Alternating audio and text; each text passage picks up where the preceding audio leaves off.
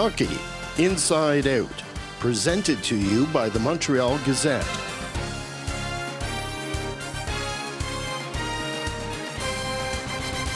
Welcome to a special summer edition of the HIO Show, joined today by Pat Hickey, Jack Todd, and Mike Boone. Pat, did Marc Bergevin do enough on Canada today to improve his team?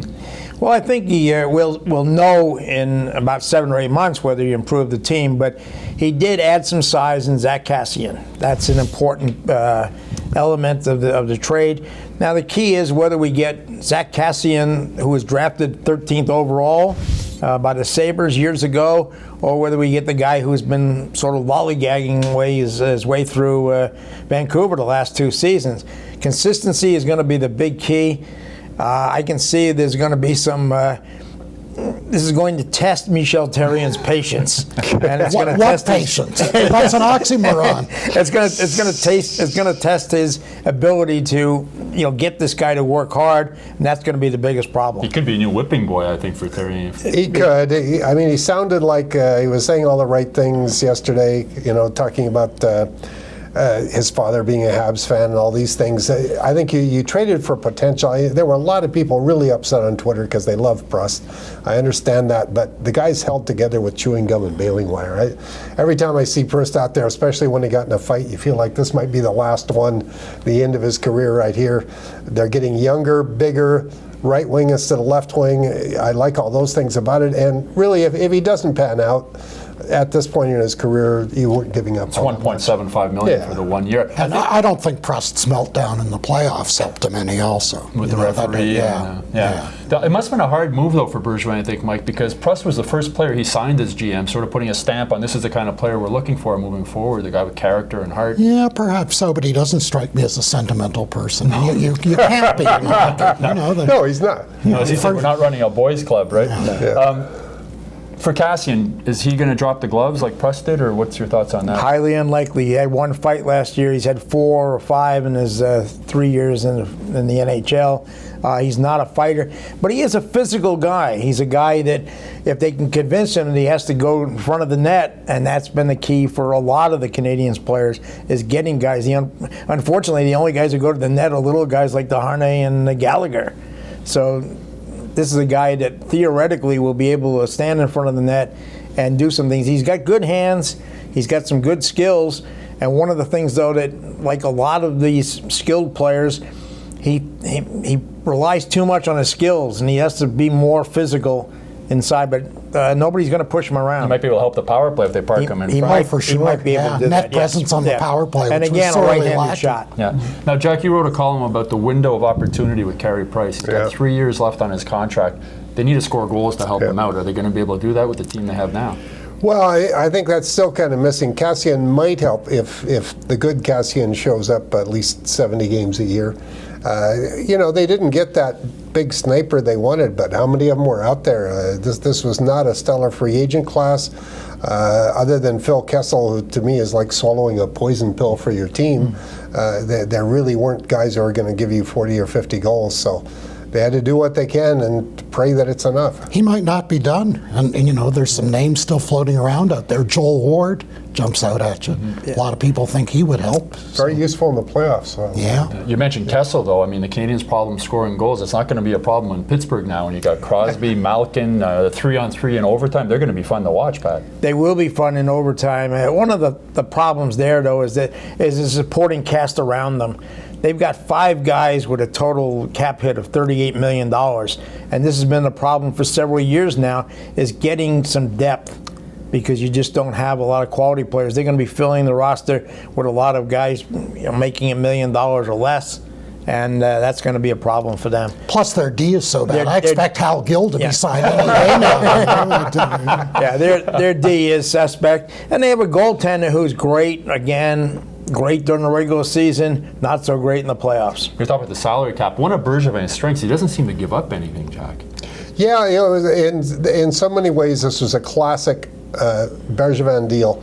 I know people are going to say, well, they gave up Prust, and you hear all these things. He was the glue in the room and all this stuff. Well, they've got leaders up the yin-yang. They shouldn't need that. And, given that he cut away some salary. He's got a short-term commitment with Kassian.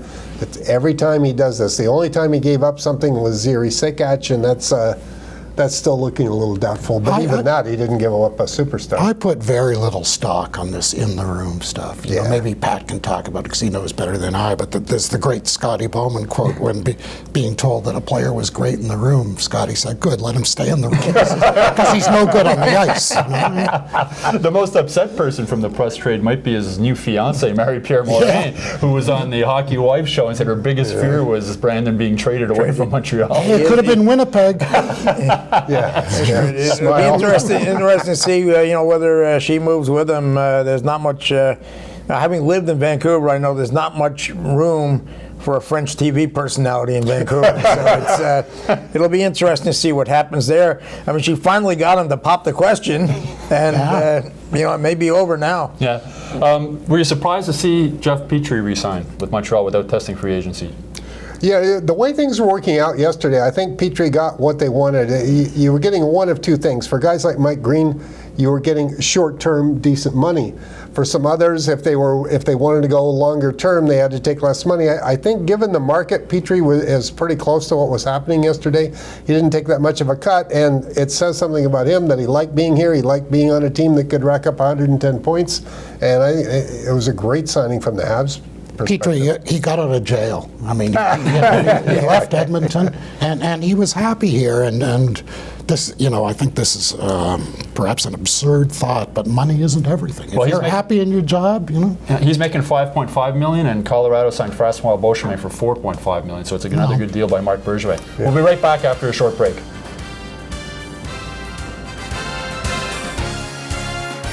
Welcome back to the HIO show. Pat, you were in Florida for the NHL draft. Your first impressions of Noah Juulsen, the Canadiens' first-round pick? They were pretty favorable. He's not the biggest defenseman in the world, but he seems to have the right attitude. He has the character issues the Canadiens are looking for. They saw a lot of him because he was playing with Nikita Sherbak in Everett in the Western Hockey League. And he's one of those guys I think was a little under the radar. I think most people projected him as a second-round pick. But the Canadiens saw a lot of him because they were looking at Sherbak, and he stood out for them. So they were very happy with the pick. He's a couple of years away. He's got to get a little stronger. But he seemed to have the right attitude, and he seemed to be very happy being drafted by the Canadiens. He and Sherbak are good friends. And going forward, that could be a good thing. They had drafted forwards the previous 2 or 3 years. 3 years. You're not going to get a great forward at 26 necessarily. There were a couple of guys there with some size and things like that, and there were a couple of defensemen with more size. But as Trevor Timmons explained, none of those guys played as big as this guy did, and that's one of the things they expect him to get a little bit stronger, and they expect him to be a very good puck-moving defenseman, very smart, heady guy. He might replace Brandon Prust as the best-looking guy on the team. Yeah. the other guy that damning him with faint praise. the third-round pick they got from Vedemel, they expect him to be a really good player. Again, a guy that fell a little under the radar. He had a broken leg, and he had some problems, and now they expect that. Within 2 years, he's going to spend another 2 years in Sweden, and they figure he's going to be ready, to challenge for a job in the NHL after that. Speaking of being ready, do you think Nikita Sherbak has a chance to make this team this year? I think so. Just if he can satisfy Michel at the defensive end the way De La Rose did, that one still blows my mind that you have a 19-year-old, and this is a question I still have about Galchenyuk. If De La Rose can learn to play center and accept his defensive responsibilities at 19, why can't Galchenyuk at 21? I still haven't figured that one out. Well, because you have two different players. Yeah. Two very different players. One guy sees himself as an offensive player, and that's the difference. I don't want to throw any, I don't want to rain on your parade, but Sherbak will be starting the season in Hamilton. Yeah. And so will Michael McCarron now. But that's not to say they won't be called up at some point during the season, and how long they stay up depends on them. We saw Jacob De La Rose come up for what was supposed to be a week and ended up playing 33 games. Now, So- Mike, So organizationally, they're following the Detroit model. Yes. Get those Yeah. guys in the AHL, let them play a minimum number of games down there. They're past the era when you rush someone up at 18. Well, it's also Google Guillaume Latendresse. It's a long time Canadiens philosophy too. I mean, you look at Plekanec spent 3 years in the AHL. PK Subban played an entire year. I think he came up for two games. So now Galchenyuk firing his agent. Is that a concern moving forward? Could this be a problem between him and Marc Bergevin? Well, what bothered me was the stuff that he was getting daily advice and conversations from Igor Larionov. If you won't take advice from a Russian Hall of Famer who's your agent, will you listen to anybody? That's a worry there. Pat would know better than I do, but I suspect the father may have something to do with it here.